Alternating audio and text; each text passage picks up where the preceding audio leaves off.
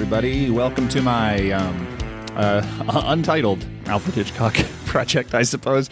Will a title come? I don't know. I'm bad at titles. I might just say welcome to the Alfred Hitchcock thing every time.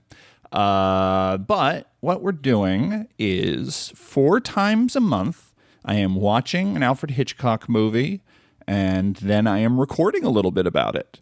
And then once a month, I take these 4 recordings, I bundle them together, and turn them into this episode that you are listening to now. Special thanks to Gabe Powers for doing that opening theme music, I hope.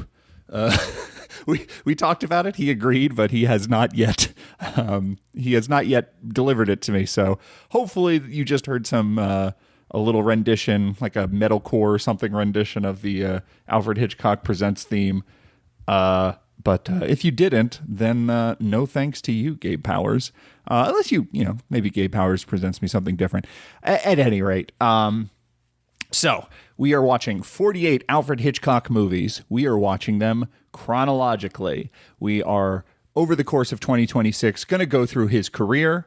And you might ask, why am I doing this? Well, I have a podcast, Tracks of the Damned.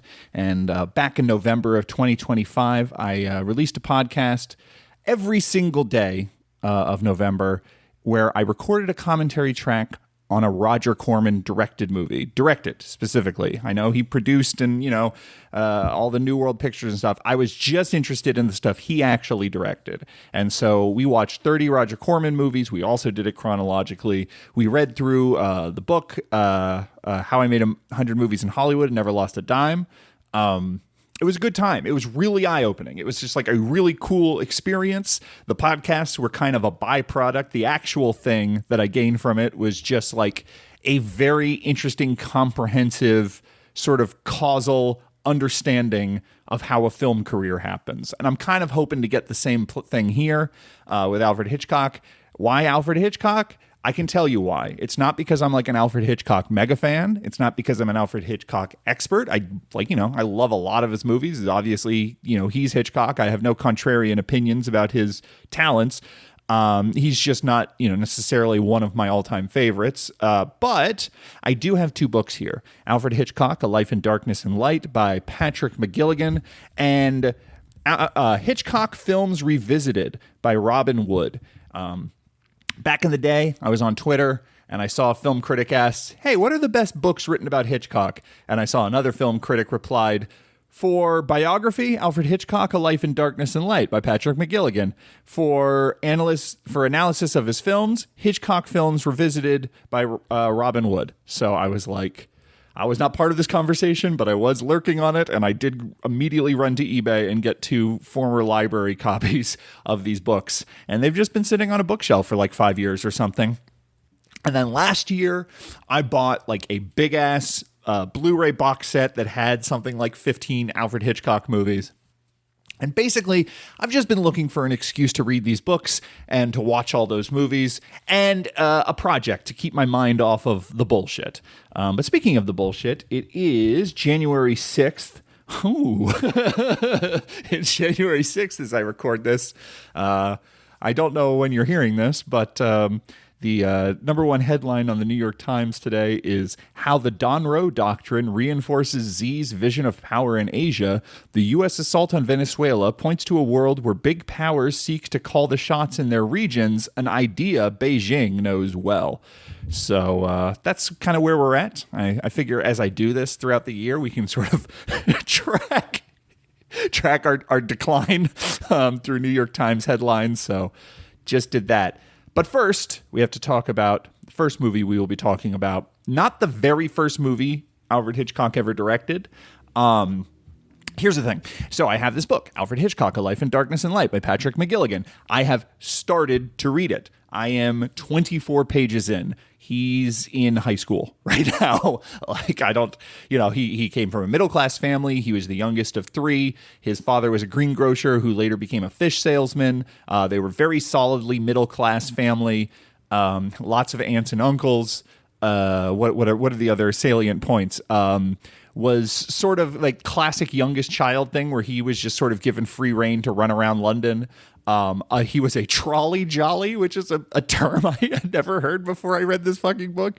But I guess a trolley jolly is a kid who, you know, is hopping public transportation all over the goddamn city and making a nuisance of himself.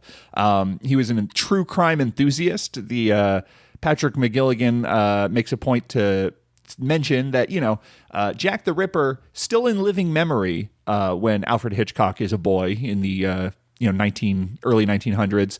And Whitechapel not too far away from where he initially grew up, and so there were a sort of, you know, London was still buzzing with this kind of true crime energy that the sensation of the Jack the Ripper killings had, and so Patrick McGilligan makes sure to sort of lace that into his childhood, and mention, you know, he would hang out in the back of courtrooms and watch court cases happen, just all sorts of rapscallion shit. He was a reader. He was a lover of theater. His family apparently had a very happy childhood where his family was just, you know, they were very loving and you know, went out to the theater a lot. The book makes sure to mention that, you know, he was going to early moving pictures in an era when that was like, you go somewhere and you watch something for 20 seconds. Like someone nailed a camera to the front of a train and then filmed it, and then you get to watch that for like 12 minutes. And that is just like one of the most memorable motion picture experiences anyone has ever had, and certainly memorable for Alfred Hitchcock, who loved trains, who loved travel, he loved America, like culturally America. He was really interested in American culture. He was interested in, you know, traveling the world, all that sort of thing. So this is all the things I've learned so far. What I have not learned yet is how he got into the film industry and what made The Pleasure Garden happen. So I'm not really going to get into the nuts and bolts, the behind the scenes stuff, but I can say The Pleasure Garden is a silent film. I don't think we're going to be watching a sound film until March. By the way, 48 films, most great. It's the bulk of the Alfred Hitchcock filmography. It's not every Alfred Hitchcock movie. And I think most of the ones when I built my list out, I skipped mostly silence. So we are going to watch like 6 or 7 silent films before moving into sound, I believe. But we are starting with Pleasure Garden. Now, not the first movie he directed. I don't know if he started in shorts. I know he was like a title designer for silent films. I don't know if, you know, what the nature of the film he made before this was, but it was lost. So we do not have the very first Alfred Hitchcock feature. The Pleasure Garden is the earliest surviving Alfred Hitchcock feature. It is, I think it just got like re-released last year in a restored version that's 90 minutes. I did not watch that. I might invest, I might not. And there was a recent Blu-ray box set that collected a lot of his like very, very early films. And that 90-minute restoration, I believe, is on that box set. I watched the version that's just free on YouTube, which is an hour. And you watch it and you can definitely tell, like, okay, yeah, this is like an abridged version of a film. There's like leaps in time where extremely important things happen to characters just off screen. But in general, it's still very watchable in its 60-minute incarnation. And if you are curious, there's tons of copies of it on YouTube for free. It's good. It's like, it's weird. I don't want to say like Alfred Hitchcock is all here, because this is like so clearly not as good as, you know, even The Lodger, which is the next movie we're going to be talking about, which came out 2 years later. But that's mostly just because the material is not very good. It is a story of a woman from a small town who comes to London to break into show business, and a showgirl takes her under her wing. This is like a very music hall. The Pleasure Garden, the title of the movie, refers to like this music hall they work at. It's like, you know, dancing girls in little peekaboo costumes, and then a guy comes out and has memorized all the facts. That's 39 Steps. It's definitely like they work at the theater from the 39 Steps. And so she's a really, really good dancer, this small town girl. And so she very quickly breaks in and becomes a big star. She is engaged to a man from back in her small town. He is going away to a plantation. They don't give a country. There's one shot that looks a little like Middle East, South Asian in a way that makes me think this is like a tea plantation in India. I just don't know enough. I know that Alfred Hitchcock had an aunt who lived in South Africa, so that might also be an implication. But he's going away. Meanwhile, he has a buddy that he works with who falls in love with the roommate. I should say Jill is the small town girl who becomes a big star. Patsy is the showgirl who takes her under her wing. Hugh is Jill's fiance, and then Levitt is the friend of the fiance. And basically, this is just a movie with a bad guy and a good guy, a bad girl and a good girl. And at first, the good girl is with the bad guy and the bad girl is with the good guy, and that doesn't work. And then situations have to occur in which the good girl ends up with the good guy, and the bad girl, we don't find out, which is one of those things where you go, okay, yeah, 30 minutes were cut out of this. It's very strange that this small town girl who becomes a star, she immediately starts cheating on her, long distance fiance, and she is not punished for it, which is one of those things. You watch a movie from this era and you're like, I mean, this is pre-code, and this is a British German production. They're not necessarily even thinking of the code, even in the era of the code, but you just expect the morality of this kind of movie. It's going to end with the bad girl being punished, for trying to shack up with a prince. Doesn't happen. So I wonder if that's one of the things that got cut. Couldn't tell you. But the thing about this movie is the story is kind of shit. It's kind of like whatever, especially in this abridged version where you don't really see her work to become a star. You just see an intertitle. It's like, by the way, she's a star now. It is so confident, and it is so like impactful, and he knows how to tell the story visually already. Like, I mean, and I should say, I'm not a silent film expert. I don't watch a ton of silent movies. I don't have like a good feel for like, oh man, this technique would not become common until 1927, and he's doing it in 1925. Like, I don't have that brain. And then the other thing that you can do if you don't watch a lot of silent movies is you can trick yourself into thinking that like the progression of film as a medium is like linear, and that like, well, I've seen movies from the early 30s and those are kind of look like just film stage plays. So when I see a silent film where the camera's moving and there's all sorts of like really vibrant like visual gags and stuff, that must mean it's ahead of its time. And it's like, no, silent films were a lot more expressive, and then the visual language of film like went way back in the fucking box at the beginning of the sound era. This is all common. You know this shit. If you're listening to this, you probably know this shit. But just in case you don't, I'm just saying I'm mostly describing my own thoughts, because like this movie opens with these like really graceful pans of these like showgirls going down a spiral staircase. And then you see all of like the leering old men in the audience who are watching them. There's a really great shot that is like perfectly like, I see, Alfred Hitchcock directed this, where like the guy takes his opera glasses, but he's just like, he's like in the third row of the theater, and he takes out opera glasses so he can just like really stare at their legs. That's the sort of thing that you're like, okay, yes, he's not Jimmy Stewart, but the Jimmy Stewart's on the way. So there's like stuff like that. It's very clear that Alfred Hitchcock is into sort of a teasing sexuality. When Patsy and Jill go back to Patsy's apartment, there's a scene where they're sort of just like stripping in front of each other to get into their pajamas. And it's like a lot of like bare shoulders, and then like shots of the clothes piling up on the floor, like all these like sexy little teases. I think when this came out, I read on Wikipedia that it was like a little bit scandalous, and it didn't even get released until The Lodger was a hit, because they were just sort of like, it's just about sex. It's just too sexy. There's no moral value whatsoever. So it has that aspect to it. It's already like Alfred Hitchcock, 1925, already kind of pushing the boundaries of good taste. Eventually, Patsy has to like get money because she's like worried about her husband in plantation. She never hears from him. That's because he has a local girl who is his work wife there. It's definitely like, early 20th century British Empire, like real casual imperialist racism shit.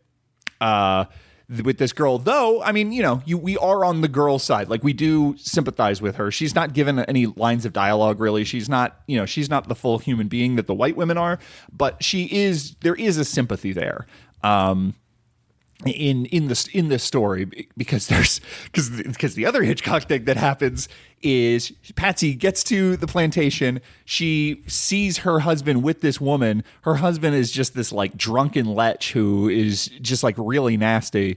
It kind of turns into the scene from Alice Doesn't Live Here Anymore, where Harvey Keitel is just like freaking out at both his wife and Alice, and you're just like, oh my god, this is fucking horror. This is horrifying. Anyway, she runs away and leaves, and then he is drunk and feeling sad for himself, and the indigenous woman, she's like, I've had enough of this. She goes out swimming. I don't know if it's implied like she's going to commit suicide out of shame or something, but she is kind of just like walking into the sea, and then he like stops her and he goes, wait, and you're like, okay, well, he lost Patsy, but he is going to realize that the love he can have with this woman is true if he just cleans up his act or whatever. Maybe this is sort of his little redemption moment, and they sort of head towards each other in the sea, looking like they're about to embrace, and then he grabs her and he just fucking drowns her, and there's an underwater shot of her like face as she's drowning, and it is so shocking, and you're like, oh my god, Alfred Hitchcock is here. We have sexy ladies, we have voyeurism, we have murder, like the formula is fucking here. So and then at the end it's like, and then the fiance of Jill, who went on to be a big star and left her fiance behind, he's sick with malaria and he gets nursed back to health by Patsy, and then they realize that they were always right for each other. And then the other thing about this movie, the last thing I need to say about this movie, is that Patsy has a dog, and Alfred Hitchcock is more interested in shooting this dog than he is shooting sexy ladies. Like at the beginning of this movie, you go, all right, here comes the cinema pervert. But like as soon as the dog shows up, you're like, no, it's Alfred Hitchcock, the dog lover. He thinks this dog is so fucking funny. The dog is named Cuddles in the subtitles I think it has a different name in the like restored version, because I watched like a making of documentary or something on YouTube, and I saw some intertitles that refer to it by a different name, but the dog's name is Cuddles. It's this little mutt. It's really cute. It's got floppy ears, and Cuddles growls at Levant, the cad who Patsy gets linked up with, and Cuddles absolutely loves Hugh. And so it's like the dog is this truth detector. And I think that is something we're going to see again, is like Alfred Hitchcock loves dogs, and dogs are just sort of like these like ultimate arbiters of morality. It's like a law of physics. So anyway, I was honestly like, I'm going to try this project, but I got to start with all these goddamn silent movies before I can get to the good stuff, like the 39 Steps or whatever. And granted, this is like an abridged cut, so it was like really fast paced for a silent film, because so much was cut out of it. But like, I had a really good time watching this. So like, if you are curious, you should just hop on YouTube, check out The Pleasure Garden on your lunch break. It's an hour long. It's stylish. It moves quickly. The performances are not bad. It is worthy of your time. And that is The Pleasure Garden. And then we will be back to talk about The Lodger.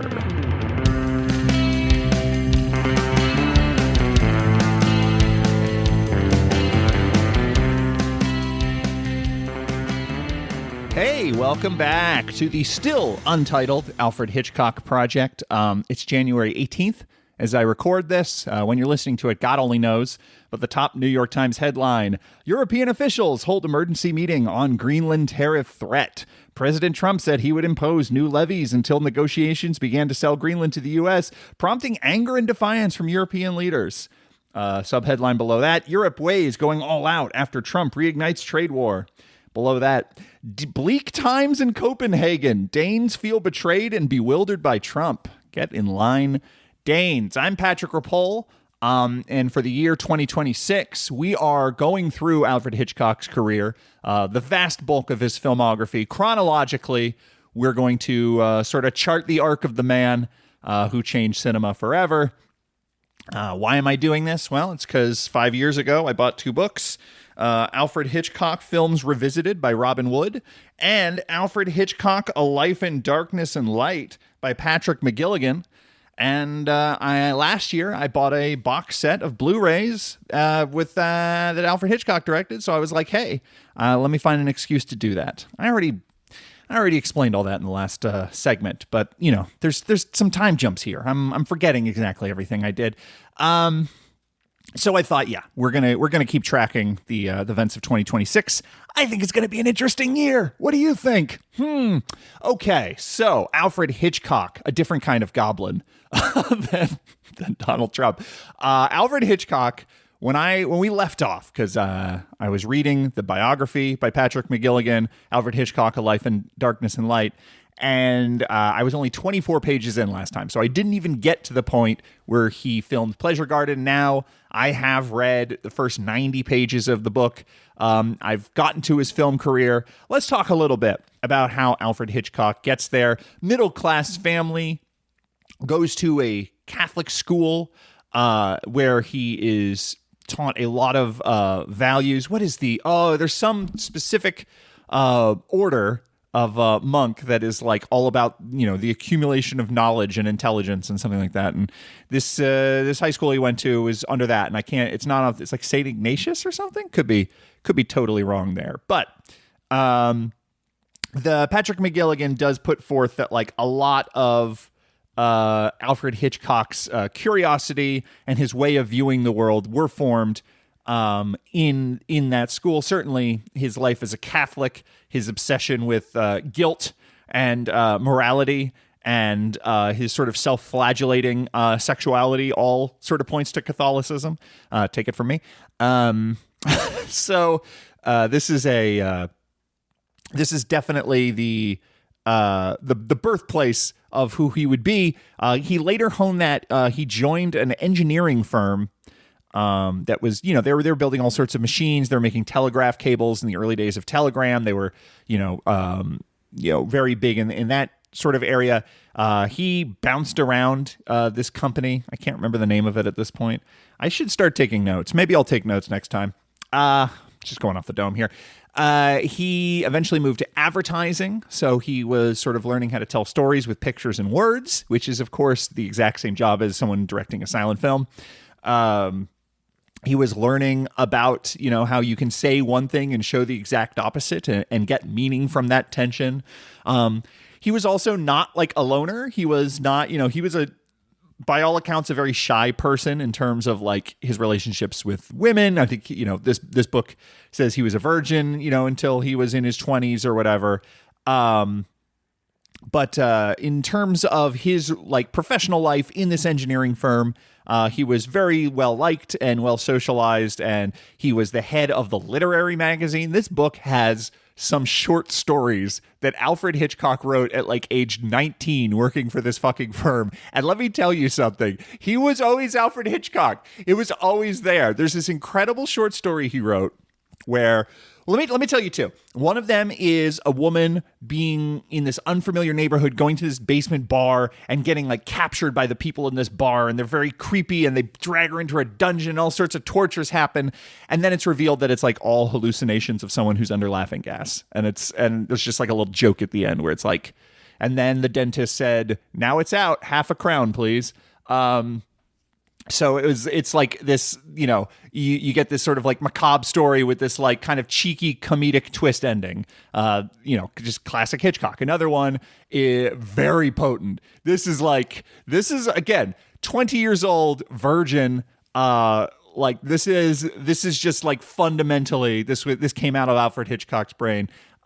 Story about a man watching another man and his wife. They don't know that he's there. He's in the shadows, and he's watching this man like sort of like brutalize her and like sort of throw her to the ground and yell at her, and she says that she needs him and that she loves him, and they have to run away together because she committed a murder for him, and the husband is like sitting there in the dark, like watching this happen, imagining just like remembering, like just this morning, she was just like a normal everyday woman. She was, I was there when she was brushing her teeth and when she made breakfast for everybody. And now there's this other side of her. I had no idea.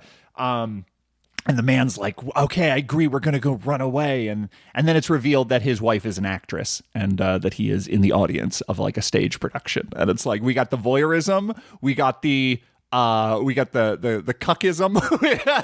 I don't know. We'll keep an eye out for that. I don't actually know if that's an Alfred Hitchcock thing, but certainly like a tortured sexuality is an Alfred Hitchcock thing. The idea of like being sexually denied something and longing for something. And the way he describes that this husband sitting in the dark and his ears burning or whatever as he's watching this scene play out. So you get the sex and the violence and the voyeurism just like right there at the age of 19 as he's writing for this company's literary magazine, which, by the way, like an engineering company used to just have to have a whole culture. Like it used to just like the way you see these descriptions of these like corporations from the early 20th century. It's like a university where it's like, oh yeah, they have like a tennis club. They have this, that. I know that's like still, that's like how they pitch Google and like big tech companies and stuff like that. It's like, oh yeah, you go onto the Google campus and you can get your hair cut there or whatever. But I've only worked like minimum wage jobs, so all this is quite a shock to me. Anyway, Alfred Hitchcock, he's unsettled and bored in this firm. He wants something more. He's going to go out to make his hay, trying to break into Hollywood. He found out that this one studio that he was applying to was adapting this one book. So he like came in with the title cards already written. Like he basically like wrote the script for an adaptation of this book to sort of prove like, hey, look, see, I can do this. And they're like, oh, well, we're not actually making this movie, but like you definitely are showing a lot of gumption. So welcome aboard. He starts off designing title cards, very important for the movie we're going to be talking about now, which I have not yet mentioned, The Lodger, Story of London Fog from 1927. Alfred Hitchcock, interested in the design of these intertitles, interesting in embellishing them with like illustrations on the side and the graphic design of the text and stuff like that. You see that all over The Lodger, like even the intertitles and the way information is communicated through words in the silent film is like so interesting and visual and idiosyncratic. So he starts there. He eventually kind of becomes like a catch-all guy doing all sorts of jobs, an assistant. He's an assistant directing movies. At this point, his wife, Alma, is also working for the same studio, also doing these sorts of jobs. They are both sort of, just she's a continuity girl. She's doing some script revision and stuff like that. Eventually from assistant director, he gets to direct his own movie. And then from that, he gets to direct The Pleasure Garden. Pleasure Garden is a little bit of a scandal, but I think people are generally like, okay, no, this guy really has something important. This company that he works with, oh gosh, see, I need notes. He works for one company, they go under. He works for a different company, which has like ties to Germany. So we have Alfred Hitchcock going to Germany in the 20s, literally going onto the set of The Last Laugh, observing F.W. Murnau work. And F.W. Murnau is showing him like, well, we have a real thing in the foreground and we have real things way in the background. And then we have miniatures in between. And what we are suggesting is a scale that doesn't actually exist, but the camera's eye flattens everything to one plane. And Murnau gives Alfred Hitchcock the immortal advice. He says, what happens on set isn't important. It's only what happens in camera. And so we're like, he's literally talking to like the god of German expressionism, or one of the gods of German expressionism, and like learning what images do in a film. Terribly important. He is tied to German expressionism in his early career. He is considered like way too stylish. When The Lodger is made, the studio doesn't know what to do with it because they feel it's like an art film, and art is a very dirty word, especially in these early days of film history. They think anyone who's trying to do anything too experimental or avant-garde is not going to be commercial and is going to lose a bunch of money. And so they're seeing some of the camera angles and the visual ideas of The Lodger, and they're just sort of like, this guy is the most German expressionist British man ever. And according to the book, the biography, like throughout his career, he did not like talking about other people's movies. He didn't like talking about other people's works who inspired him. But he always did give it out to the German expressionists as being like, this is where I learned how to make movies. So like very important to remember as we go forward that Alfred Hitchcock not just influenced by German Expressionism in some sort of game of telephone way where he saw an interesting movie once at a film society and went, oh, yeah, we could try that. Like, he literally saw how it worked and what they did. And very importantly, one of the things about German Expressionism, actors do not improvise. They are like, you hit this mark, you hit this mark, you hit this mark, you are cattle. This is the famous Alfred Hitchcock quote later. So like his method of working, all influenced by German Expressionism, eventually makes The Pleasure Garden, eventually makes The Lodger. So we're kind of here. This is, if you want to read the biography, it's good. Read it. I'm not going to just, I think as these little segments go on, I'm going to get less and less into the biography because less will have occurred in between each individual movie. But it is important that we at least get up to date here at the beginning of this very first episode of this untitled Alfred Hitchcock project. I could slow down a little, but on the other hand, I already see how much time I've spent and I haven't even really talked about the movie. The Lodger is the first quote-unquote great Alfred Hitchcock movie. It's the most famous of his silent films. It's the one that is revived most frequently. I myself have seen it on the big screen, I think like 3 times. So that really says something about, I don't see every silent film that plays in Chicago. I see a fair number. I see like 1 or 2 a year, I would say. But I don't see every silent film that plays in Chicago. And the fact that I've seen The Lodger on the big screen 2 or 3 times means that like it's a pretty frequently revived film. It is about a man. It's about a series of murders that are happening in London. Macabre murders by this guy named the Avenger. He leaves his calling card behind. Very Jack the Ripper. And then this man comes, this very strange, beautiful man comes to rent a room, and the other people in this house are sort of looking at him being like, this guy's really weird, and he keeps leaving his room the nights the murders happen, and like he keeps to himself, and there's just something he's not telling us. Is our lodger actually this serial killer? And then and then the suspense goes on as you worry for the young blonde woman who lives there, Daisy, who is the daughter of the older couple who owns the house. So right away, series of murders, kind of like a delightful macabre sensibility in terms of how these murders are described. You're getting blondes, like they specifically, this is an adaptation of a novel. Alfred Hitchcock, this novel was already adapted into a stage play in the 19-teens. So like in 1916 or something, Alfred Hitchcock as a young person saw the stage version of The Lodger, and he had read the novel. And so when the studio he was working with, what is the name of this goddamn studio? I'm sure it's going to be here somewhere. Gainsborough Pictures. There we go. So when Gainsborough Pictures went to young Al and said, hey, Al, which of these projects you want to do next? He was like, he latched right on. He said, yes, The Lodger. This is going to be my movie. And he made it his movie. And so the novel it's based on, the Lodger is killing all sorts of people. Alfred Hitchcock made it blondes. And so that way we can have this sort of like built-in suspense for this young blonde woman who's living with this guy who may or may not be the serial killer. Like instantly knew, instinctually, like we need to have something visual to mark someone as a potential victim. We need, so like he's already thinking in terms of images. He's already thinking in terms of like, blonde women, being this like very inherently sort of cinematic thing, especially if you're shooting in black and white. The contrast of blonde hair is very good, for all sorts of backdrops and stuff. Obviously, his entire career, he was constantly interviewed about like, what the fuck is your thing with blondes?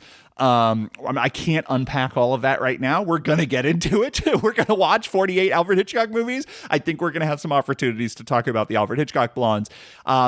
It is worth saying, though, that he says, oh, it's tradition. It's like Mary Pickford was a blonde, and she was like the first movie star. So, what are you going to do? Like, this is just a part of film history that I'm tapping into. It's certainly not like a crazy kink of mine to see blonde women suffer and undress. But he sat down. He did super detailed shot lists and storyboards, and he worked with Alma, who at this point he had married her, I believe. At some point earlier than this, he proposed to her on a boat while she was incredibly seasick and stuck in bed, and he just sort of like came into her room while she couldn't leave her bed and said, by the way, do you want to get married? So like she is his right hand woman. And I think that was also true of the Pleasure Garden. I just didn't know it yet because I didn't get this far in this biography. So like he and her are sort of working together to get this really strict visual sense of how all of these sequences are going to play together. And when you watch this movie, you are like, yes, that had to be how this was made, because the first like 15 minutes of The Lodger, it's really one of the most spectacular openings of any silent film I've ever seen. How he tells the story visually, how he doles out information. I mentioned him working on intertitles. There's this really, really great fucking flashing neon sign outside of this one theater. This like, again, kind of like a sexy burlesque theater. It's implied, like the Pleasure Garden, where it just says curly blonde hair tonight or something like that. Blonde hair tonight. And like you keep flashing back to this text and it cuts into the movie like it's an intertitle, but it's not just written down. It's animated, this like flashing, blinking light, curly blonde hair tonight. And if you're, watching this silent film with like a good score, you're getting this like sense of dread and momentum building every time you see this flashing sign. I saw this with Max McCarthy scoring it, and he did a really good job of like bringing in a musical motif with this flashing sign. And then you see it's like the movie opens with a woman screaming, and then you see like a hand on the ground, and it's like the corpse, and then you see a bystander nearby looking at this corpse as like a crowd has gathered around this crime scene, and again, it's just like 100%. This is The Lodger. This is 1927. When we jump ahead to 1972 and we watch Frenzy, guess what? Same opening. Like Alfred Hitchcock is fucking here. And then you just get this like sense of dread sparking throughout the city in these like montage of images where you're getting the telegraph notice, you're getting like the newspaper vans dropping newspapers about the story, you're seeing the newspaper office. That's the very first Alfred Hitchcock cameo, is him sort of directing the office in like a very winky kind of a thing where he's like, look at me, I'm the director. You get you get the showgirls at this like burlesque studio backstage, and they all have blonde wigs because it's blonde hair tonight. Again, I think the blonde wigs were also in the Pleasure Garden. And then you see them all taking off their blonde wigs one by one to reveal like brunette, brunette, brunette. And then you see the one girl who takes off her blonde wig to reveal she actually has blonde hair. And it's just like, like you've been watching this movie for fucking 85 seconds and already you're like, oh my God, she's going to get murdered. And everyone's sort of mocking her and they're teasing and stuff. And so like the introduction of the Lodger is absolutely incredible. I have to talk about Ivor Novello, who plays the Lodger. Ivor Novello is gorgeous. He's so beautiful. He was a pop star at the time. He like sang songs like during World War I. He was like big on the radio, singing ballads. I don't know if it's like about World War I or if that's just coincidental. But music hall guy, right? Matinee idol. This is again, very first instance of like Alfred Hitchcock specifically casting against type. He doesn't cast a hideous ghoul as Norman Bates. He casts beautiful Anthony Perkins, silent, gentle, sensitive Anthony Perkins as Norman Bates. And this is the exact same maneuver here. Ivor Novello shows up asking if there's a room for rent, and he has the saddest eyes in the world, and he has that great silent movie like dark eye makeup and stuff.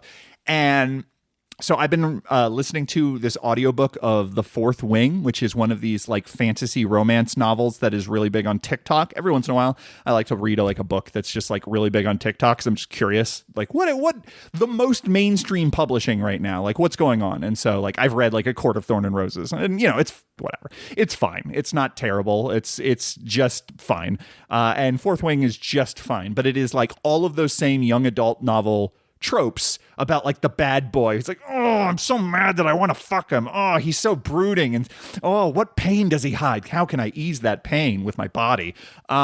This is the Twilight move, right? And like Ivor Novello in this movie is just like quintessential Robert Pattinson in Twilight, like young adult male love interest move. fully, just incredible. Like, he's so beautiful and he's so sad and he has this secret and he's just like mysteriously tormented and he doesn't want anyone close to him. And Daisy is instantly like, God damn, I got to get close to that guy. He's sexy as hell.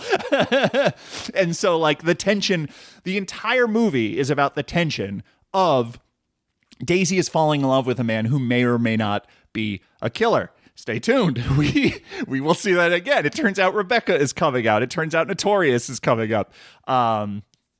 Notorious or Suspicion. I get the titles of those and the movies they belong to mixed up. I believe it's Notorious.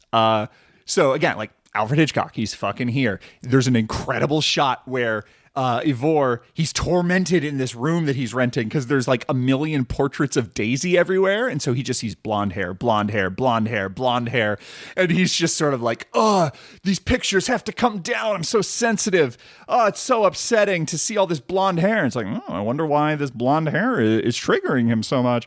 And anyway, so he's pacing back and forth in his room, and you see all the other people in the house looking up at the ceiling, and Alfred Hitchcock shoots a shot where it's Ivor pacing in his room through the ceiling because he built a set with a glass floor. And so you're basically seeing what the characters are imagining when they hear his footsteps, because the audience can't hear his footsteps. They just see the swinging chandelier. And so again, it's like so fucking crucial that Alfred Hitchcock understands that film is visual, and rather than have an intertitle that say, oh my God, someone's pacing upstairs as the chandelier shakes, it's better to have everyone just look up and then cut to a shot with a glass floor so you can see him pacing in that room above. Like, fucking cool as hell. First 15 minutes of this movie, unbelievable. Last 15 minutes of this movie where the cops show up and they see all of this evidence. He has newspaper clippings about all the murders, and he has a map where all the murders have taken place, and he's been charting them, and he's just like, oh my God, this guy is so him. And he gets arrested and taken away. It turns out that he's not the killer, but the killer killed his sister, and now he's hunting the killer by trying to like mirror his movements. Like he's like a Will Graham in Manhunter kind of a thing going on, where he's like trying to get inside the head of the Avenger, and in turn becoming a kind of Avenger himself. He's trying to avenge his sister's murder. And so like that part where we suddenly get Alfred Hitchcock, wrong man drama, where Daisy has to like help him go free, and he goes on the run, but he's handcuffed, and they got to figure out like what to do while he's still wearing these handcuffs. Like 39 steps, it's coming up. Like goddamn, it's all here. And then like a mob comes for him, and they are chasing him, and he tries to like jump over a fence to get out of the way, but his handcuffs get stuck on this like spire of the fence, and he's hung there, and it's like this crazy Christ-like look. Alfred Hitchcock, the Catholic, we're going to have this like persecuted guy hung there Christ-like, and it's only right at the last moment that the cops go, no, the real killer's been caught. And he's getting his ass fucking whooped by this mob, and he's beaten, and they finally free him. They finally get him free, and he gets cut down, and he's just like, I just wanted to protect my sister. And then we flash forward to a happy ending where him and Daisy are married. And it's like, oh, that's sweet. Happy ending. Now, here is the thing about The Lodger. I have seen this movie 4 times now, possibly 5. It's possible I've seen it 3 times in theaters, 1 time outside of theaters, and then now again to prepare for this podcast. I've seen this 4 or 5 times. The first time you watch this movie, you are playing a game in your head, and it's delightful. And that game is, did he do it? Is he the killer? You're scrutinizing him just like all the other characters are, and it's a lot of fun. The second time you watch The Lodger, you know he didn't do it. That suspense is gone. This does not work. The visual language of the opening and the drama of the closing both work exactly as intended. But the whole like middle hour of this movie that is about people trying to suss out whether or not he's the killer, and like trying to draw tension about him and Daisy getting closer together. There's no tension if you know that Daisy's not in danger. So this is a movie, actually, that the first time you watch it, you go, oh, yes, fuck, this movie's so good. Second time you watch it, you go, wow, this movie has some good parts, but boy, that middle sucks. This is not Alfred Hitchcock's choice. This is basically Ivor Novello's choice. Ivor Novello, like I said, matinee idol, singing sensation, gorgeous man. None of his fans would have accepted him being the killer. Now, in the book that this is based on, he is, in fact, the killer. And Alfred Hitchcock really, really wanted to keep that. He could not. And there's something interesting here. Alfred Hitchcock is not I have an artistic vision and I'm going to pursue that artistic vision at the detriment of everything else in my life, and I'm going to blow up my life trying to make this perfect film. Alfred Hitchcock, and again, a lot of what he does in interviews and stuff is like self-deprecating and calculating and like about building an image of himself as this sort of like mysterious, confounding auteur. But like Alfred Hitchcock is like, it's just a movie. I'm just making movies here. And so when he is adapting The Lodger and they say, by the way, you can have this huge star in your movie, Ivor Novello, but you got to change the ending. He goes, yeah, okay. Yeah, that's fine. And so like, this is Alfred Hitchcock, his whole career. He never liked this ending. He never wanted it to end this way. I think Alfred Hitchcock is a good enough storyteller that he can kind of tell the problems that I just illuminated, which is like, yeah, it's just sort of a cop-out. It's just not, it's not nearly as interesting as the other way. You can still play a is he, isn't he game, but if it turns out he isn't, then you got to really come up with something good. For example, what if he fought the Lodger, or not the Lodger? What if he fought the Avenger? Like, what if we actually had the serial killer come in as part of the story? This is not a movie where we never see the serial killer in this movie. You see the serial killer's point of view at a certain point, but that's it. So anyway, this movie is a compromised film, but I think what's important is that it is, and it's, he's early in his career and he's very young but like Alfred Hitchcock is willing to compromise. He is willing to say, okay, I can change the ending. This can still be a hell of a fucking movie. Even if the ending is weakened and we just have this like little fairy tale romance thing at the end, still going to be a hell of a movie. Awesome. And then when they do the screening, there's some political things involved where his former mentor is very jealous of how Alfred Hitchcock is ascending. So he's trying to tank his career before it starts. Some other people are worried it's too stylistic. It's too artsy to be commercial. They're worried that they just gave this very valuable, commercially successful property that had been proven both in novel and play as being like a hit. They're worried that maybe they gave this to a guy who is going to lose them a bunch of money. One guy sees the completed work. Who is this? Ivor Montagu. He's a film critic. And he knows, he's like, this movie fucking bangs. This is good as hell. It's got to be tweaked a little bit. And so he goes to Alfred. He goes, look, like there needs to be way less intertitles. At some point in an interview, Montague said that it originally had like 700 intertitles, which is, I think, probably just an exaggeration. But like, this is a very visual movie, and there's lots of moments where characters are talking to each other and you don't get an intertitle. And like, that isn't necessarily how Alfred Hitchcock originally envisioned it when he sat down and meticulously plotted out every single beat of every single scene and how he was going to achieve it all, cinematically. This is, when people talk about Alfred Hitchcock, sometimes the way they talk about Stanley Kubrick, where they're like, oh, well, he was so exacting. He's so detailed. He's so precise. He's such a genius auteur. Everything was planned and everything has a meaning. And if you don't know the meaning, that means it has a secret meaning. That's a puzzle. And that's really how you understand that The Shining is the moon landing being faked or whatever. Alfred Hitchcock has a little bit of that as well. I think Stanley Kubrick has the most of that of anyone who has ever lived and made films, but like Alfred Hitchcock had some of that too. And it turns out like Alfred Hitchcock is a guy who will collaborate. He will be told at this point in his career. I haven't gotten, we're still early on. I'm still early in the biography. He might change, but like at this point in the career, they say, we got to reshoot the ending. We think this mob scene is just like, you had some ideas about how like it would come together in editing. You were like trying to be a little too clever for your own good. You're getting a little too Eisenstein with this. I think we could just shoot this as like a good action thriller suspenseful climax.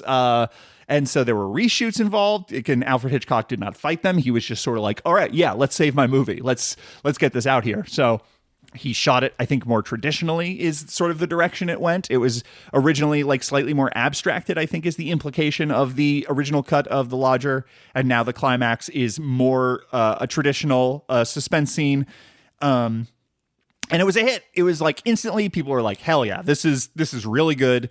I think there were critics who were saying that it was like the greatest British film ever made and stuff like that. Alfred Hitchcock didn't believe them, but there is a really interesting anecdote in this biography where Alfred Hitchcock is talking about who do you make movies for? It was like a little movie club that used to get together. They would go to film society screenings, and afterwards they go over to some guy's apartment and they'd talk about the movies. And it was called the Hate Club, presumably because they were very critical. And it was like a self-deprecating, like, we're calling ourselves the Hate Club because we see all these genius films and we just hate on them. Afterwards, this is a very, like, I'm a film podcaster. I fucking know this. It's like in another world, Alfred Hitchcock, all of his abilities might have gone to podcasting, which is why podcasting was a mistake. Because maybe I could have been Alfred Hitchcock. That was my. It was not an impression, but that was a little bit of my Wallace Shawn as Uncle Vanya in Vanya on 42nd Street. I could have been Dostoevsky. Anyway, at this film society meeting. This anecdote I was going to share. I got distracted. At this film society meeting, Alfred Hitchcock said a question is brought up to the group. And it's like, who is it most important to make films for?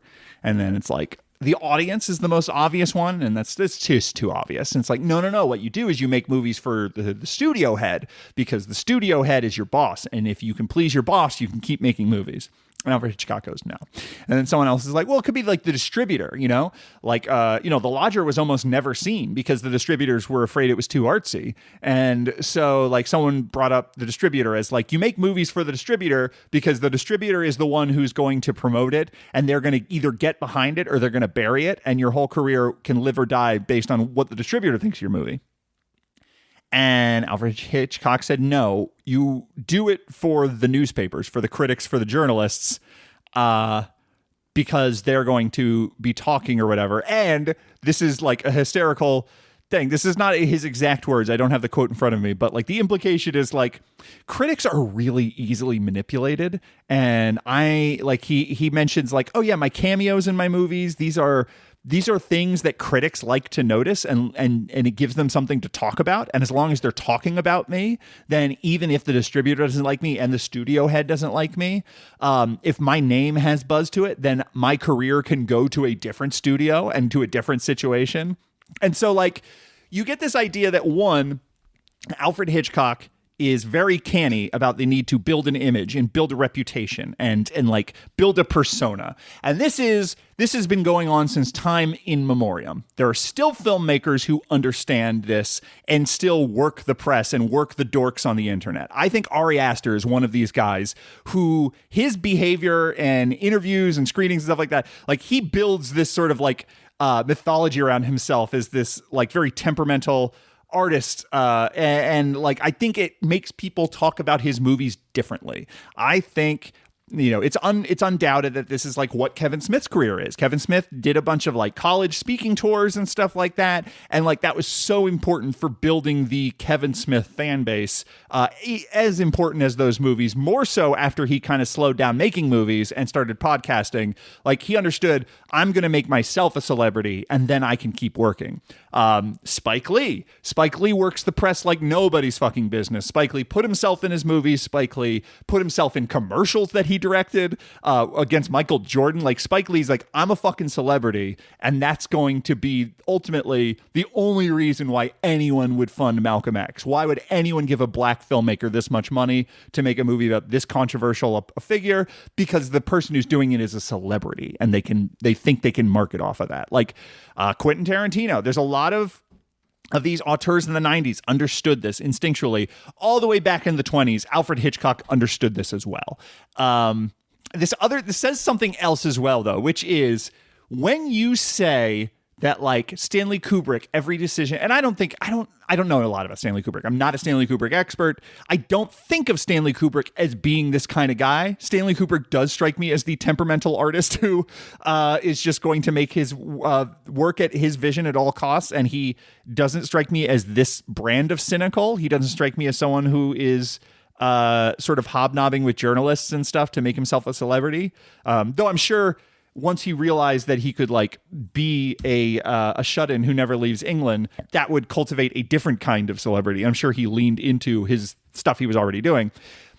Stanley Kubrick's career feels less calculated in that way to me, but I could be wrong. I don't know a lot about his work or whatever, but like when you talk about an auteur, like a great master auteur, and how everything they do in the movie, every object everywhere is placed there for a specific reason and has real meaning behind it, it is entirely possible that the meaning that is there is to manipulate you into thinking that they're onto something. And in fact, I think this is a real problem with art film these days, is you get a lot of directors who understand that critics and audiences can be easily manipulated by these like idiosyncratic touches that are just sort of like signifiers of genius without making a movie that is genius. On it, like honestly, like this is a thing that I feel about so many goddamn movies. This is like whatever. I could go on a huge rant about a bunch of modern films that I only vaguely remember, and it wouldn't be very good, so I won't. But I think it would be interesting to keep going and understand that part of the reason Alfred Hitchcock does like a cute, stylish little thing, like the one face dissolving into the other in The Wrong Man, to take just a random example. His career has 15,000 of them, but that's one. The Henry Fonda's face dissolving into the guy who is the actual criminal. Like, I think that it'd be interesting going forward to go into this thinking some of these he puts there because he knows people will talk about them more than they will serve the story or the themes or the characters or anything. Some of these are just like artistic signifiers of genius more than they are actual strokes of genius. And these quirky touches, these like these formal flourishes, all these things. It'll be interesting going forward to ask ourselves: is this serving the movie or is this serving the career? And I fucking love that we're already here and we're already distrusting Alfred Hitchcock on that level. There's certainly like, the, curly blonde hair tonight or whatever, the flashing thing like that. It is so pointed and ultimately not really important to the story of The Lodger, but like it just gets stuck in my brain. And whenever I think about this movie, I think about that. It's like, maybe it only exists because he knew it would get stuck in my fucking brain. Really interesting. So anyway, I've been going on for a while about The Lodger, but it's the fucking Lodger. Some of these are going to be longer than others. Should you see it? Of course you should see it. It's great. What is the next movie we're going to be? Let me pull up my little list here. The middle hour of this movie is more dull than I remember when you already know what the ending is. But I do still really enjoy The Lodger. So we're 2 for 2 right now because The Pleasure Garden from 1925, also a banger. 1927, The Ring is the next one we're going to be talking about. Know nothing about it. I think it's about a boxer. So that'll be interesting. Boxing is my favorite cinematic sport. I think boxing as a sport is like the perfect metaphor for all of life's struggles. And like, it doesn't matter if it's, the setup or Creed 2. Like, I fucking love all boxing movies, basically. What was that boxing movie with Omar Epps and Meg Ryan? Put it in my veins. I don't care. I love boxing movies. Against the Ropes, I think was that one. You can tell when someone works at a video store when they just know titles of movies and the actors that are in them because they just go past the cover 15 times a week. Against the Ropes with Omar Epps and Meg Ryan. So if we're going into a Alfred Hitchcock boxing movie, that's going to be quite a treat, but that will have to wait until next time.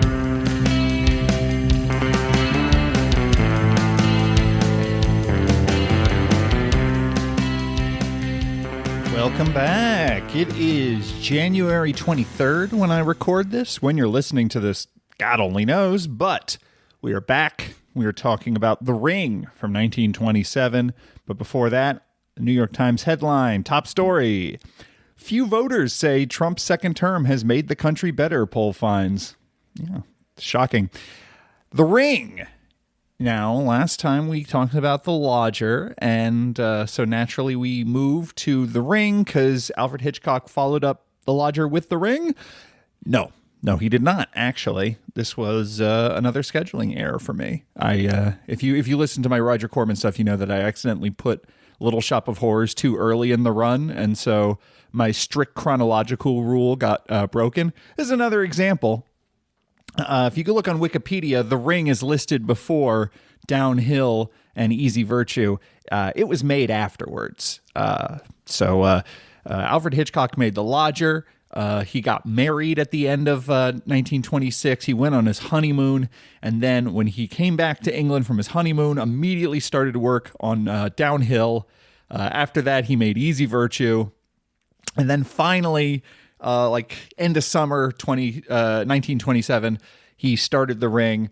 So we're jumping ahead a little bit. We're going to go back and talk about Downhill and Easy Virtue next. But right now we're talking about The Ring, which is absolutely insane. This movie, number one, credited to Alfred Hitchcock, written and directed. This is one of the only films, possibly the only film he ever made that was like original story idea, screenplay by Alfred Hitchcock. Now, there was uncredited work done by Elliot Stannard, who had worked on a bunch of Alfred Hitchcock screenplays. One of Alfred Hitchcock's friends from like a film society he was a part of did a lot of work on it as well. But on screen it says written and directed by Alfred Hitchcock. This was the first film made by British International Pictures.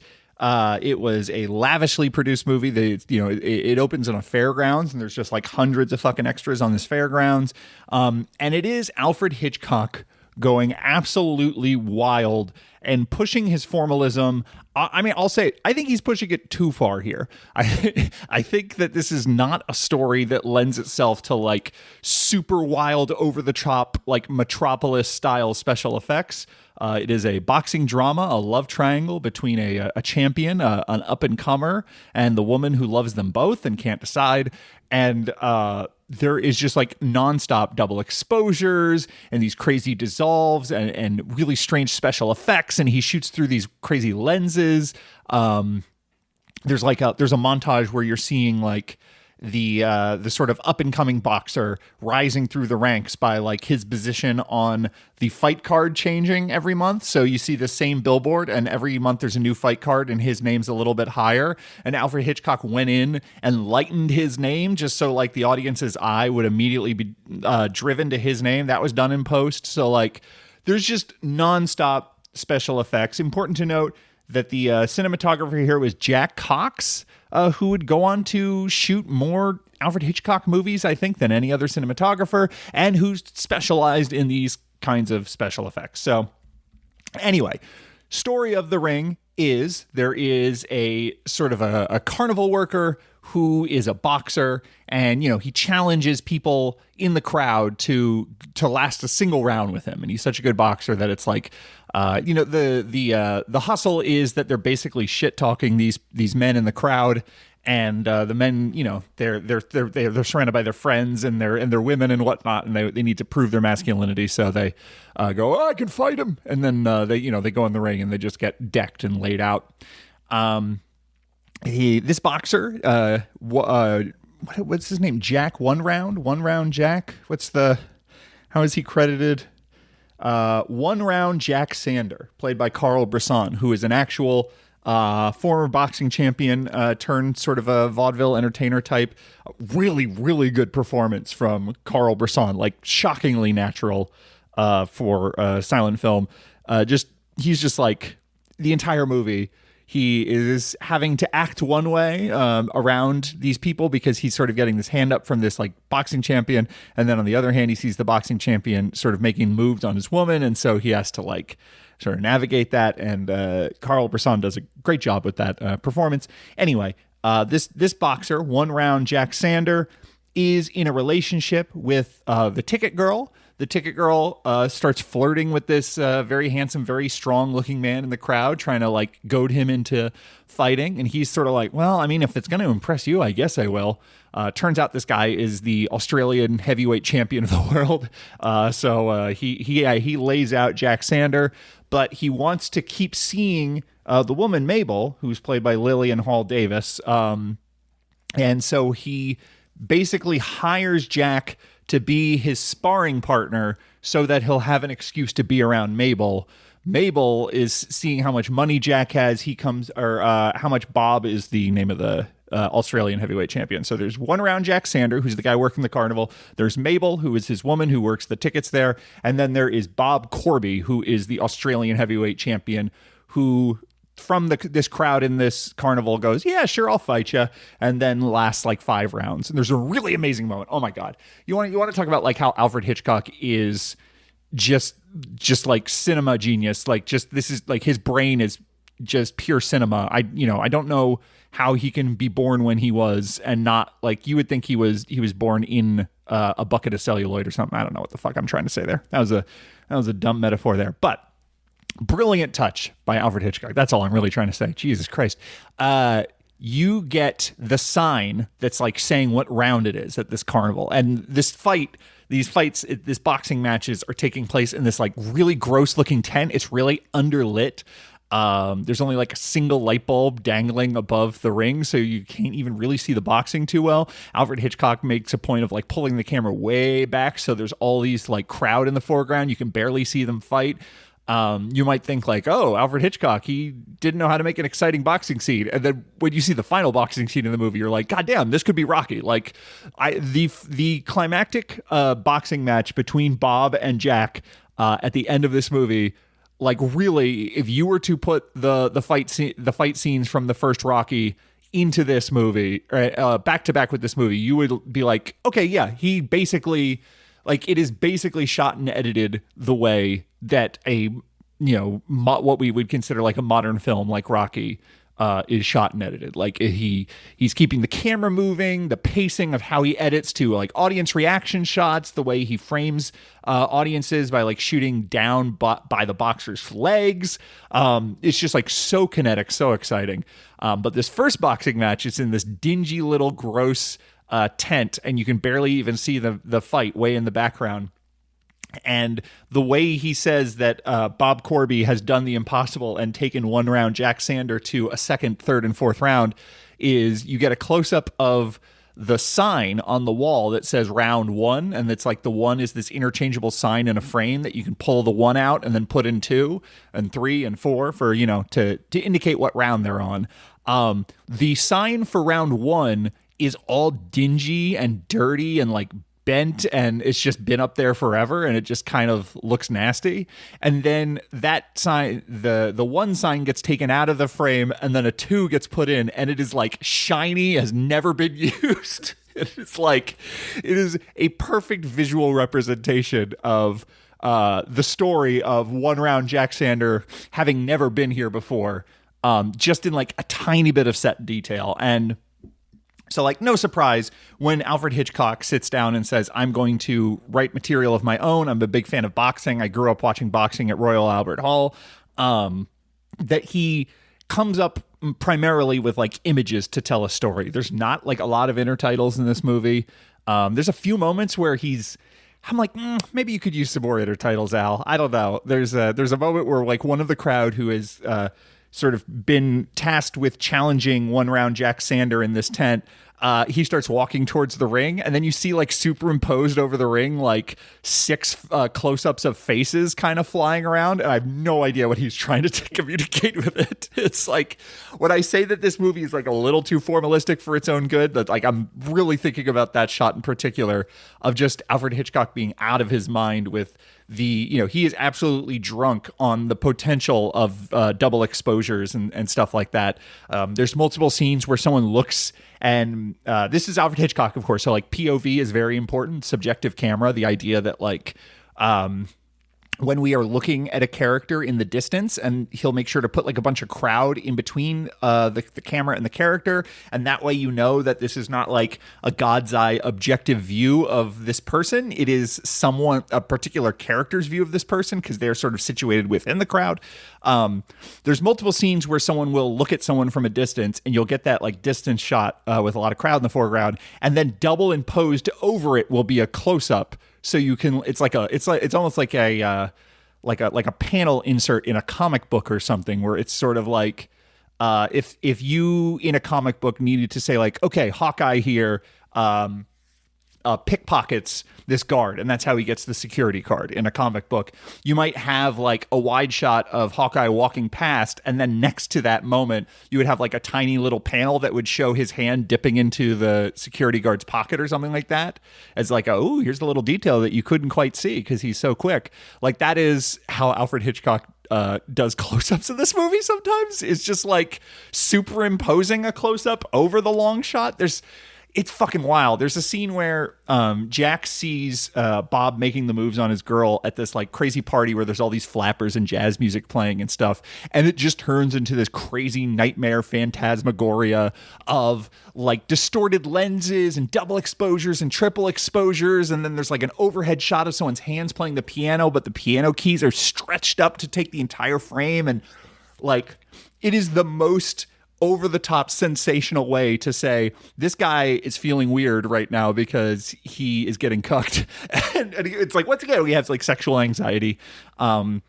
We already saw this in Pleasure Garden. This is now a movie that Alfred Hitchcock is making shortly after getting married. So there might be something to this in terms of a film where he is expressing, once marrying Alma, who is his assistant director, I believe, on this film as well as his previous two films, Downhill and Easy Virtue. You get the feeling that, like, maybe Alfred Hitchcock has a lot of apprehension and fear about being cheated on. He, being a man of insecurities and whatnot, and so like maybe it's coming out in this movie. So ultimately, the story, like in terms of like the plot beats, what happens, extremely simple. It is really, really, in fact, close to Pleasure Garden. Taking a sip of my coffee, just a moment. So it is basically just like a love triangle. There are two boxers. There's no murder. There's no wrongly accused man. There's no kidnapping or anything like that. Like there's none of the sensational thriller elements that you associate with Alfred Hitchcock. It is just these two guys. One of them is rich and successful. One of them is kind of a big fish in a very small pond, and he's trying to work his way up to a bigger pond, in part so he can prove to his wife that he's like worthy. She clearly likes the Bob Corby, the Australian heavyweight. Like, she accepts a bangle from him immediately. He has this like snake bangle that he gives to her, which is like such a fucking, Garden of Eden kind of imagery of like this original sin that she's committing in encouraging him. She even kisses him briefly after he gives it to her. And then for the rest of the movie, you like see that bangle very strategically whenever her loyalty is being questioned. There's an amazing close up of her of the wedding sequence where you see the ring being slid on her finger as part of the ceremony, and then as he's doing that, the bangle slides down the top of her arm so that it into frame. So it's like these two competing rings, one of which is like a lot more impressive and big and expensive. It's just like absolutely crazy visually.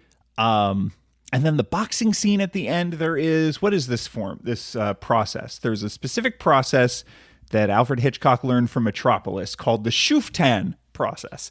And I don't exactly know how it works, but it's basically a way of combining live action and miniatures and models using a mirror.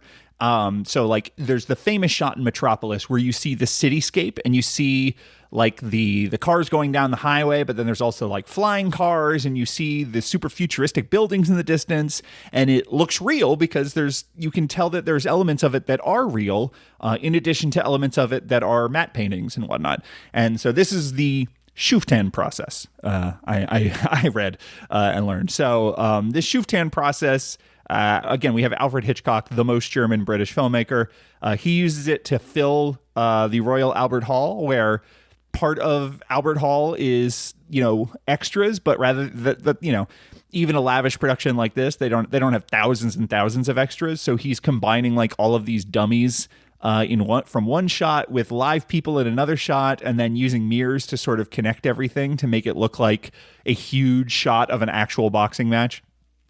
What else is there to talk about this movie? It's really just like a litany of fascinating shots. I do, it's like I talked about when I was talking about The Lodger, the idea of Alfred Hitchcock slipping stuff in so that people will talk about it and notice him as a director to like sort of further his career. Clearly it paid off because, when British International Pictures formed, Alfred Hitchcock was this wonderkind that they wanted to be in business with. And so they gave him way more money than he ever got working for the previous studio. And they gave him, so much creative freedom to make this very bizarre, ultimately stylish movie. This movie, not a success. It was critically beloved. There were like several film publications that declared it the greatest British film ever made when it came out. You get the idea that like the British and their film industry had like a chip on their shoulders, and they felt like maybe they had a reputation for making substandard product compared to Hollywood. So a lot of these early notices that you read about Alfred Hitchcock are like, see, British films can be good too. There's a real defensiveness to it. So I don't know if these critics actually believe that The Ring is like the greatest movie ever, but it was certainly reason to celebrate because it was so clearly a work of vision from an artist who was learning all of these tricks from German expressionism. Yeah. So it's just sort of like a lot of really cool shots, a lot of things that are going to stick in your mind, and you go, that Alfred Hitchcock. Does it serve the story? Not really, because it's just like a very simplistic character story, and what it really actually needed was like more scenes, more complications, less boxing, more of these characters talking to each other. Just it needed to be more complicated. Because ultimately, when this woman is so willing to accept the, like gifts from this guy who's trying to woo her, and she's sort of playing both guys, keeping her options open even after she's married, you don't root for them to get together because she is just sort of like, okay, well, she's kind of terrible. Like, I don't know if it's necessarily a prize that she breaks up with him, and then like there's this climactic reunion at the end. Though again, the way this movie ends is kind of Rocky. It is. I don't know if Sylvester Stallone, when he wrote Rocky, had seen The Ring. It wouldn't surprise me if he hadn't. It doesn't seem like the kind of movie that was like getting revived a whole lot in America in the 70s. If Sylvester Stallone saw The Lodger, then I'd be like, yeah, probably. But like The Ring, I don't know. I don't know if he ever saw The Ring. But the ending of The Ring, where the underdog has like a come from behind victory, and then like sort of ends beaten and exhausted in his love's arms, and he has proved himself worthy of her love. Like, it's very Rocky at the end. But the boxing is incredible. There's like a sequence where he gets knocked out, and you just see like these flash of white frames, and then you get all these diagonal crisscrossing like abstract lines that I guess are supposed to represent the rings around the ropes around the ring as he's falling. Just like a lot of weird choices. There's a referee in this movie who like corrects the two fighters at the end, and rather than cutting to an intertitle, Alfred Hitchcock just superimposes the intertitle over the footage of the guy talking, so it's like a subtitle. Like you can almost feel like Alfred Hitchcock really straining against the form and being like, okay, it's a silent film, but how silent? This is the like Alfred Hitchcock showing the lodger pacing back and forth up in his room, and the chandelier swinging, and you can basically hear every footstep visually. Like you get the idea that like Alfred Hitchcock knows that he wants to use sound to tell stories, and that he doesn't like intertitles because sometimes he has maybe even too few of them in a movie like this, But you can tell that it's sort of like the silent era could not contain him. And luckily for him, he's just a couple years out from making the first ever British talkie. I think that's Blackmail's the first ever British sound film. It's like a hybrid, right? It's like half silent, half talkie. I haven't seen it yet. But anyway, The Ring, really cool movie. It's got some good performances. It's got like a really good feel for like the world of boxing and the world of carnies. There's like this sort of fortune teller woman who lives in a caravan on the carnival grounds, and like all the sequences with her have like this really fun atmosphere, and there's just like a little bit of freaks to it, where when they have their wedding, you see all of the circus performers coming into the the church for the wedding, and there's like a pair of conjoined twins, and one wants to go on one side of the aisle, and one wants to go on the other side of the aisle. You get a little like Alfred Hitchcock humor like that. So it's got a lot of personality. It's got just way more style than you would ever expect it to have. And ultimately, it's got good performances too. It's just like, as a tale of human beings, it's just there's hard limits to how invested you're going to get. But it's a boxing movie, and boxing movies are fucking good. And this one's fucking good. So yeah, I would give The Ring a thumbs up. That's what I'm doing at the end. I'm just saying if I give it a thumbs up or not. I'm just saying I'm pleasantly surprised. I thought this project was going to die because watching all these silent films were going to bore me to tears, because I'm just not a silent guy. And also, you know, I sometimes fall into the trap of like, well, if people aren't talking about it, then it's probably not worth talking about. But, you know, I've never seen anyone talk about The Ring, but it's fucking cool. It's good. You should check it out.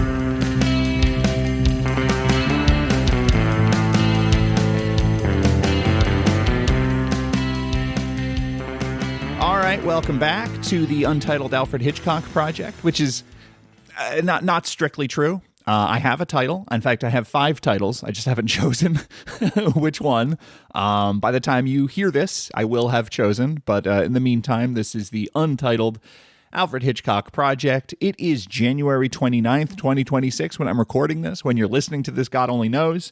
The front page of the New York Times says, "Nervous allies in Fox News, how Trump realized he had a big problem in Minneapolis." And we are talking about Downhill from 1927. Now, my intention was to do this chronologically. As I mentioned in the previous segment, I accidentally skipped ahead in doing The Ring because I didn't realize that production order and release orders were different, and I was going off of a different chronology. I think for the purposes of this project, production order is in fact the important thing. So we're going back to Downhill. Then from there, we're going to be doing Easy Virtue next month. And then we will be back on track, and I will pay closer attention to the production order of the films he makes. Downhill, we have Ivor Novello again as the lead. He was, of course, the lead of The Lodger. Beautiful, forlorn, sad boy, a real Edward Cullen of the 20s, pop star, as I mentioned in previous segments. This is the movie that Alfred Hitchcock made immediately coming back from his honeymoon to Alma Hitchcock, after his wedding to Alma Hitchcock, his marriage to Alma Hitchcock. Words, they have meanings. You got to pick the right ones. He was at that point a member of First National British Pictures, or the British wing of First National Pictures in America. They loaned him back to Gainsborough Pictures to do this one.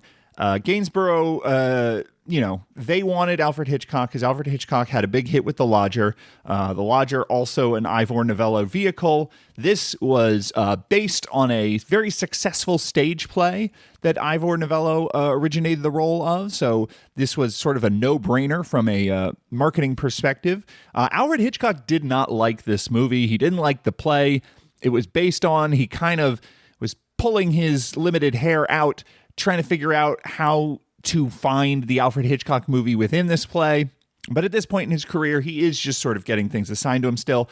And again, we have another movie where the story is kind of weak and overly simplistic, and it's just kind of like a single thing happens for, in this case, it's a whole hour and 49 minutes. This is the longest movie we've covered up to this point. So like, that's another thing that maybe makes it more tedious than some of the other ones, is just that it just keeps going and going and going. So we have this movie where the story is not particularly interesting. Real quick, it is about 2 schoolboy chums at this prestigious university.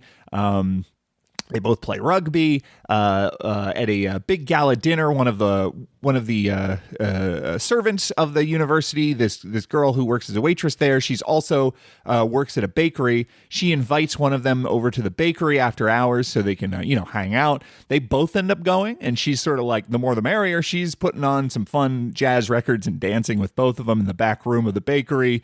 You're kind of getting a lot of like again, Alfred Hitchcock pushing the boundaries of suggestion, of sexuality.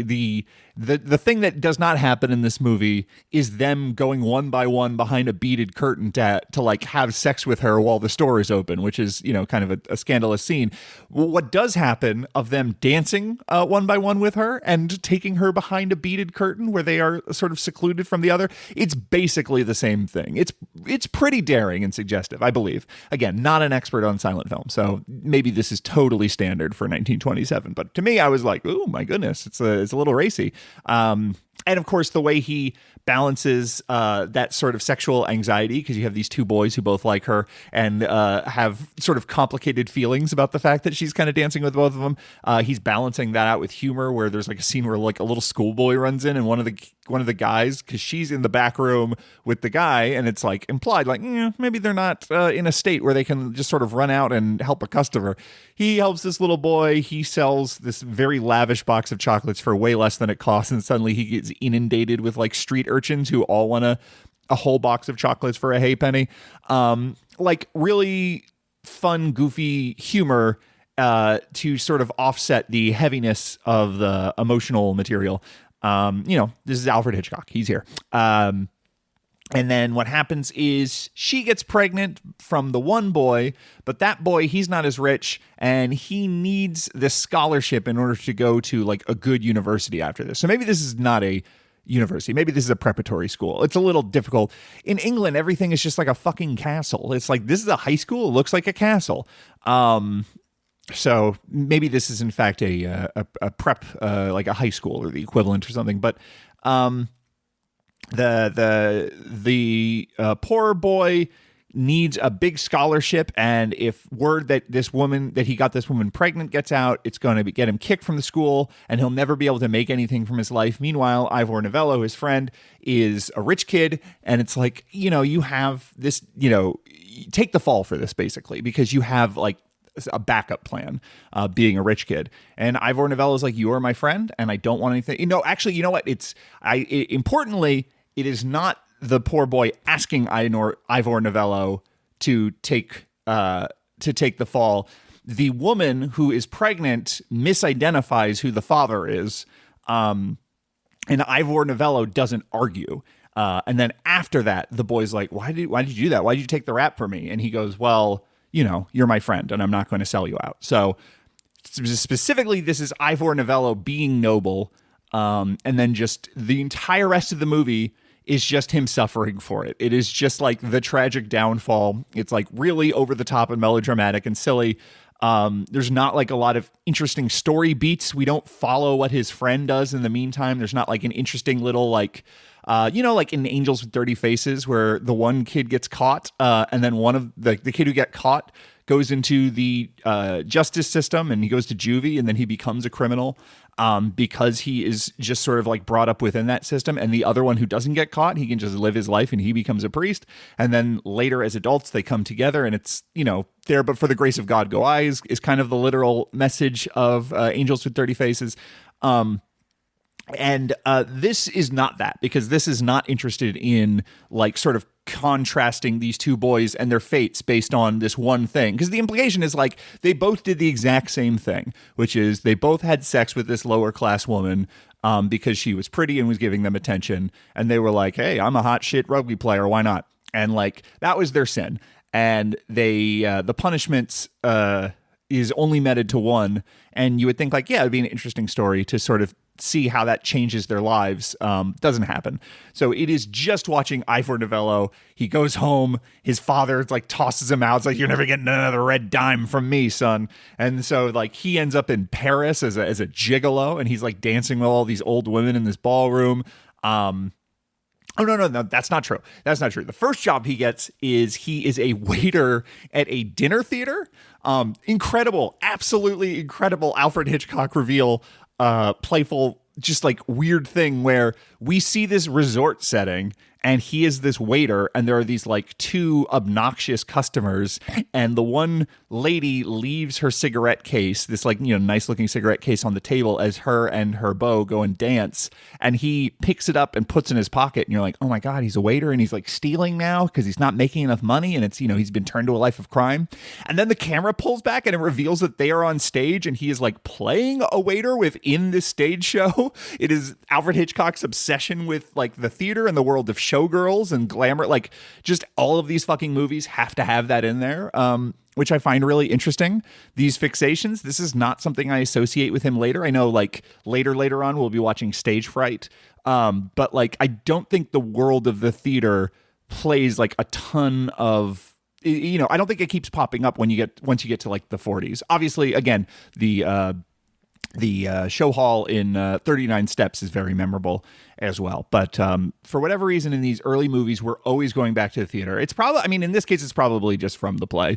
It doesn't sound like Alfred Hitchcock changed the play that much, because when it was done, he hated the final result. So it's probably not his work, So probably that's just from the play. But this pullback, this reveal where we're watching this whole scene and having this whole emotional sort of reaction to this character and where they are and how degraded they are, and becoming this criminal and stealing from the rich, and he used to be the rich, and that's got to be loaded emotionally and all that. The camera pulling back and revealing he is on stage, and this was all just like a scene. And then later he goes back to the leading woman's dressing room. It's like, by the way, you keep forgetting your cigarette case on the table when we go into the big dance number. Here it is.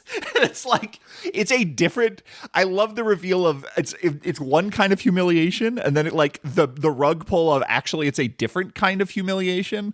Once again, we have a Alfred Hitchcock silent film about a gold digging tramp. This is the leading lady of this theater. So he has this sort of unrequited love interest in her, and she likes sort of teasing him and leading him on, but nothing's ever going to come of it because she is connected to the leading actor of the show. But then he inherits 30,000 pounds, but it's like 300,000 pounds in today's money. Like, it's a ton of fucking money he inherits from his aunt, because he still has rich family. And unfortunately, the thing he does with this money is he goes to the actress's dressing room. It's like, by the way, I'm rich again now. Does that make you like me more? When what he should have done is just said, so long, suckers, and like continued his life as it was going to go before. So then, of course, gold digging tramp, she's like, I'm going to take your money. I'm not going to stop seeing this other guy. I'm going to see him behind your back. I'm going to trick you into leasing me your flat, so you're going to get kicked out of your own flat. It's like absolutely transparent. These aren't like twists. These aren't like, like we're not having strong emotional reactions to this because we just know that this is what's going to happen. This is how this character is portrayed from the very start. We don't, as an audience, we don't feel betrayed by her actions. So again, the material, not terribly fascinating because of just how straightforward it is and just how overblown and melodramatic it is, because once he loses his apartment in London, then he goes to Paris, and in Paris he's a gigolo, and then there's just like a very long scene in a Paris dance hall where he is this, what do they call it, taxi dancer, but it's implied that he is having sex with these old women, and it's, what could be worse than having sex with an old woman? That's, it's the most hideous thing that can happen to a human being, according to this movie. So it's like he's really, he's basically living in a gutter, having sex with rich women. Like, yuck. I don't know. This is the movie. But every step of the way, Alfred Hitchcock is constantly coming up with like these incredible visual ideas, or he's like doing interesting things with intertitles. His use of foreground and background, where you have what is ostensibly like the meaning and meat of a scene happening out of focus in the background, and what he focuses on is like a character overhearing that scene, and their facial reactions sort of like telling a whole different story. Again, very few intertitles. We are once again getting an Alfred Hitchcock movie where this is based on a stage play. So that if this was like a one-to-one faithful recreation of that stage play, it would have been just not wall-to-wall dialogue, because it's, that's the theater in 1920s. In this case, it is like very sparse, the dialogue. So we are just sort of like focusing on Ivor Novello's face and just sort of the guilt and shame and resentment that sort of builds up in this character as he, goes from bad to worse situations. There's a trick that Alfred Hitchcock pulls in this I think I talked about this a little bit with The Ring, but I can't remember what, because it's been a week since I recorded that segment. But like, there is a thing that he does in The Lodger where he is playing with the idea of sound film visually. Like, he's trying to get across meaning with sound, but with the limitations of silent film, he is representing the sound through physical actions and stuff like that. This is the scene where Ivor Novello in The Lodger is sort of pacing in his room, and all the characters are looking up and seeing the chandelier shake, and you just sort of know that that's what's going on up there, and you can like just hear the clum, clum, clum, like disruptive sort of heavy footsteps of him up in this room. I think he does something similar in The Ring. In this movie, there is this incredible moment where Ivor Novello, he has come home from school. His mother's like, "Oh, my dear, it's been so long I've seen you. How is school going? Oh, it's wonderful. Oh, I got to go. But like, I wasn't expecting you here. This is so wonderful. That's great." And he doesn't have the heart to tell her that he's been expelled. And he goes and he takes a seat in the living room in this like big, extravagant chair. And it's tall enough that it completely covers his head. So he is not visible from the back. He's just like totally hidden by this chair he's sort of sunk into, despondent. And then we see him just sort of like, he's just sitting in this chair. He's just sort of staring in the middle distance. And you can tell that he's thinking like, how the fuck am I going to tell my parents that I got expelled? And what for? Because ultimately I can't be 100% honest, because my friend is going to get screwed if I promised him I wouldn't tell, and I can't tell my parents because they might tell the academy. So I have to just hold on to this shame of like, no, I got this girl pregnant. You can see this all like working across his face. And then there's a moment where he just sort of stiffens up and he like, his head cocks a little bit, and you're like, what did he see? What's happening in the living room? And you keep expecting to get a reverse shot where you see what he's looking at, because he's very clearly like his eyeballs change direction and he's looking in a specific place. And you're like, what is in the living room? What is happening? And it holds like that for like 4 or 5 seconds where we don't know why he is stiffened up. We don't know what he is looking at. And then what you do is you see his father and his father's friend out of focus behind him walking past, and you realize that what he has stiffened up for is hearing their footsteps. But we as an audience have been sort of left in suspense, and that reveal of like, why is he reacting this way so emotionally? Why does he seem so like startled and tense? And then the reveal of the footsteps coming in, you don't even see their faces. You don't see really any identifying features, but just seeing two elegantly dressed men in tuxedos out of focus in the background as we look at his face, you go, oh no, that's his father. Oh no, he's going to have to, and it's like absolutely fucking brilliant. And there's another moment later where his actress wife is cheating on him with the leading man that she never stops seeing. And they are sort of like, they're on the dresser and they're talking sweet nothings and kissing and whatnot. And then she stops. And it's like 5 seconds and you don't know what she's reacting to. And then what she does is she grabs her lover and she like hides him in the closet. And at this point, we still don't know that Ivor Novello is home and has come home, and he is like, they hear him in the other room. But because we see what she is doing, and because this is like such a stock cliche scene of like the husband comes home early and catches the lovers, like we instinctively see him in that other room. We know what she is doing, and it's absolutely fucking awesome. And this movie is fine. It's as a director, it's Alfred Hitchcock, and he is really like, he is pumping out all of the tricks still. He is really trying to get our attention. There's a sequence at the end where he has quit his job as a gigolo and now he has no money at all, and he's like in the back room of some gross tavern or whatever, and then all of the sailors who are there, who are just as poor, they take pity on him, and they like sort of make it their mission to get him back home, and they like pay his seafare, and it's, you know, it's like he's in steerage. It's like this, you know, he's not taking a cruise ship back home. They've scraped together the 30 franc it needs to get him, you know, hanging from a fucking hammock in the bottom of this, you know, whatever ship he's in. But like, he is drunk and despondent, and he's already written a letter that basically implies that he's going to commit suicide. And it's like a letter to his friend that's like, if you're reading this, I'm already dead and buried, but guess what? I kept your secret, which is like kind of that's a shitty, resentful thing, but I can understand in that situation. You're probably feeling pretty shitty and resentful. And then so he is like out of it, and they are kind of dragging him to the ship. And then we get these crazy experimental, like, again, all these double exposures, and it's all out of focus.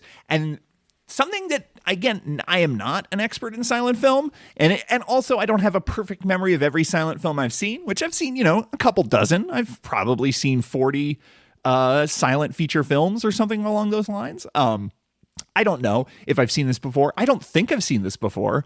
I definitely can't say whether or not anyone ever did it before, but it certainly shocked me. You get a handheld POV shot of him as he is being sort of like carried down these stairs, and you just like feel the lurching out of focus, the way that like silent movie cameras were not meant to be picked up and operated in this way. So like the visual quality of this shot of sort of walking down the stairs is blurry in a way that mirrors his drunkenness. I've never seen a handheld POV shot where you can like feel the cameraman's steps in a silent film. Absolutely insane. And, you know, he's having hallucinations about his father, judging him, all of that in this boat. And that is the expressionist Hitchcock going off like crazy. That was really cool. And what else? I'm like trying. There's just like a lot of cool images that you know, when he when he is first kicked out of his home, he goes to the subway, and you know, he is a very fancy lad. He probably does not spend a lot of time in the London Underground in 1927. But you see him just sort of like begrudgingly walking over to the escalator, and then there's this like long shot as you watch him fade away from the camera into darkness, and he's going downhill. His life is going downhill right now. Look, it's doing it. This is the stuff Alfred Hitchcock, when he would talk about this movie later in life, he would like talk about a shot like that and be like, oh, it's so embarrassing. Oh, it was a terrible. They made me do this movie because Ivor Novello was a hot star, but like there was nothing to it. I don't know, like when the material is this melodramatic, I think you do need to be this forceful. In the scene where he's in the back room in the tavern and you get all these people sort of taking pity on him, you get this like beautiful, heavenly, angelic light coming in through the window, and it's like very gorgeous, and it is just sort of like the salvation of human kindness is coming to redeem this character. So you're getting like you're still getting Alfred Hitchcock realizing that it's like, I guess the only way through this story is to just go big. And guess what? I'm Alfred Hitchcock. Going big is kind of my default mode. So let's go. And it's really neat. There's what was I feel like there's one other thing I want to talk about. There's some racist shit. There's a woman in blackface, and then there's like a sort of like drunken, goofy black character. So we're getting 2 movies in a row I've covered that have like really bad representation of black people. I would be honestly like, so let's keep an eye out. How many other black characters show up in Alfred Hitchcock movies for the entire rest of his career? Like racking my brain, I think that there's a porter or a waiter of some sort in North by Northwest who like stops Cary Grant. I'm sure, you know, there's enough sequences on trains. I'm sure someone working on a train is, but like, you know, Alfred Hitchcock, not so good on race. But I haven't seen the 70s movies. I don't know. Or I saw Frenzy, but I haven't seen like Family Plot. Maybe Family Plot or Topaz. I don't know. Maybe there'll be some characters who are black and it's not horribly racist. But in this movie, you do watch it and you go, oh God, that's right. It's a fucking silent. It's the 20s and it's England. And this is one of those things where it's like the Hays Code, they don't, you know, one of the things about the Hays Code that actually did lead to some minor benefits is that the Hays Code said, hey, you can't use any racial slurs and you can't do any like race baiting, offensive, sort of like discriminatory depictions of people of different nationalities and races. Now, obviously, a lot of old Hollywood movies made under the Hays Code are in fact quite fucking racist, but they did limit the amount of like scary, like I'm the wicked Chinese man, I'm a white man dressed in yellowface. Like the Hays Code, there's a lot more of that in pre-code movies than there is post Hays Code or whatever. So anyway, I guess my point is that in England they had no such thing, and they didn't have like the cultural taboo of like there's a person who could see this that would be offended by it because they just don't think of black people as existing, I guess. I don't know. I'm sort of talking out of my depth here, but I did feel it was worth mentioning because it did really upset me in The Ring that they do a hard R N-word so many times, which I think I referenced in the past segment, but maybe if I forgot to, there is one of the boxers he fights is black, and like the way they talk about this character is like heinous. Anyway, so yeah, that's Downhill. And that ends the first episode of the untitled Alfred Hitchcock project, which by now totally has a title. Also by now it has music. Gabe Powers so kindly put together this, I think I called it metalcore in the first segment of this podcast, and that's just because I didn't know what he was going to do. He went surf rock. It's fucking awesome. I love the music. Thank you so much, Gabe. Thank you, Jim, for hosting this and dealing with the back end stuff that I can never figure out. And when we are back next month, we are going to be talking about Easy Virtue. We're going to, let me see, I'm going to pull up this little Google Doc here. Docs. Hitchcock Plan is the name of this document. February, next episode. So come by last day of February and you will get to hear me talk about Easy Virtue, Champagne, Blackmail, which I think is the first British sound film ever, and Murder. Until next time, see ya.